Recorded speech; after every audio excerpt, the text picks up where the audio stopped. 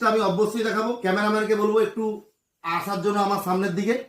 তো এইটা হচ্ছে ওপো রেনো 13 ও ফোন, যেটা ওপোর ফার্স্ট ও ফোন।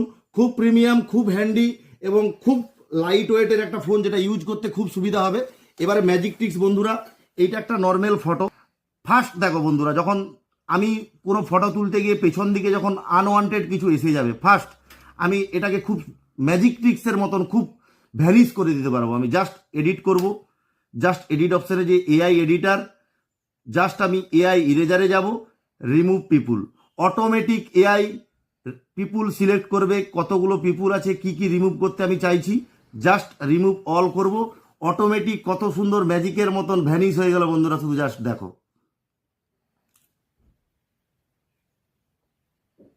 তো বন্ধুরা ফটোটা রেডি হয়ে গেছে। এইটা আগের ফটো ছিল, এখন এই ফটোটা। অসাধারণ না বন্ধুরা? অসাধারণ অসাধারণ কিছু নতুন নতুন এরকম ধরনের কিছু ফিচার্স নিয়ে এই ওপো রেনো 13 এআই ফোনটি যেটা কিন্তু লঞ্চ করেছে। এর মধ্যে বন্ধুরা কিন্তু IP68, IP69 পুরো রেটিং আছে, এবং যেটার মাধ্যমে এই ফোনটার মধ্যে, ক্যামেরাম্যান বলবো একটু আসার জন্য, এই ফোনটার মধ্যে যেটা হচ্ছে একটা মোড দেওয়া আছে, যেখানে হচ্ছে তুমি তার মাধ্যমে তুমি আন্ডার ওয়াটার ভিডিওগ্রাফি কিংবা ফটোগ্রাফি করতে পারবে। মানে জলের ভেতরে সুইমিং করতে করতেও কিন্তু তুমি ভিডিও তুলতে পারবে।